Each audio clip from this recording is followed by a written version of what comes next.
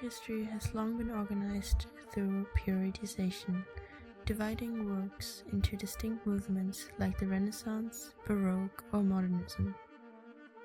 This system helps structure knowledge, but it also shapes what we notice and what we overlook. The literary theorist Eric Hayot has critiqued this approach in literature, and his argument extends easily to art history too. Take Van Gogh as an example. His paintings are typically displayed in 19th century European art galleries.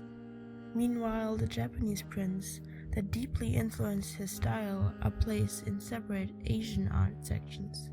This reinforces an artificial separation between Western and non-Western art, as if one is progressive and evolving while the other remains static or peripheral. But should we abandon periodization altogether? Some argue it's limiting. Others say it provides essential historical, social, and political context. Maybe the goal isn't to erase time and place, but rather to decenter Eurocentric narratives, to develop a more fluid, interdisciplinary approach, one that acknowledges how images, ideas, and gestures travel across cultures and centuries. This idea isn't new. At the turn of the 20th century, the German art historian Aby Warburg explored precisely this kind of visual migration. He introduced the concept of Pathersformung, reoccurring emotional archetypes embedded in images and gestures that resurface in different eras and contexts. Warburg believed that visual motifs don't belong to a single moment in history. Instead, they migrate, transform, and reappear in new forms. His unfinished project, the Bilderatlas Mnemosyne, was essentially a massive visual map. It placed ancient sculptures next to Renaissance paintings, religious icons beside early 20th century advertisements.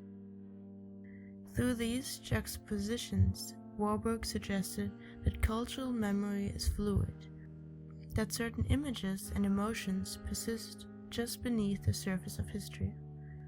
And this is still true today. Political propaganda, advertising, and social media aesthetics continue to rely on historic visual shortcuts.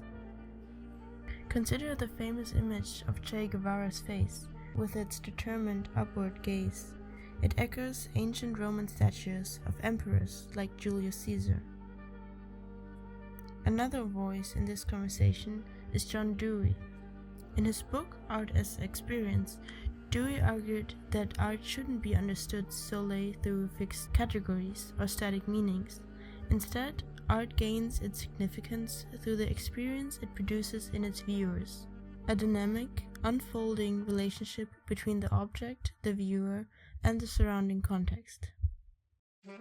But Dewey reminds us that the real meaning of art is not locked inside the object itself. It emerges through the act of engaging with it, shaped by history, environment, and personal associations. This emphasis on experience also resonates with Michael Fried's critique in Art and Objecthood. Fried spoke out against certain minimalist tendencies in the 20th century. He believed these works reduced art to inert objects, stripping away their ability to meaningfully engage viewers.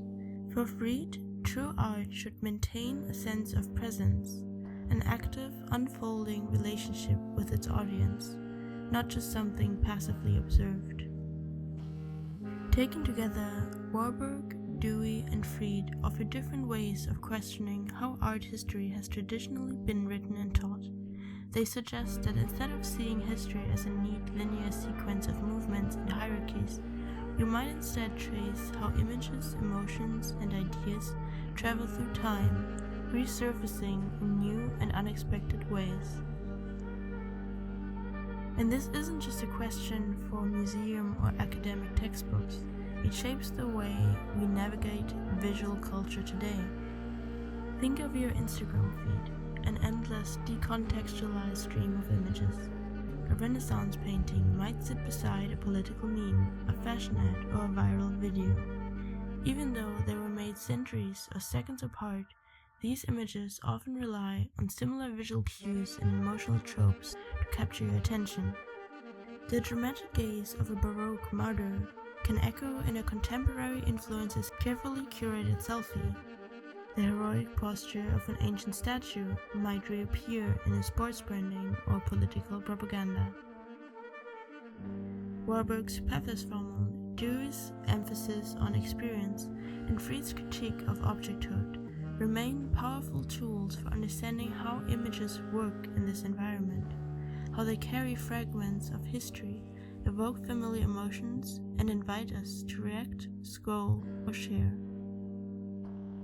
So perhaps the challenge isn't to abandon historical categories altogether, but to stay attentive to the ways images migrate, resurface, and are experienced anew, in museums, billboards, and on our screens.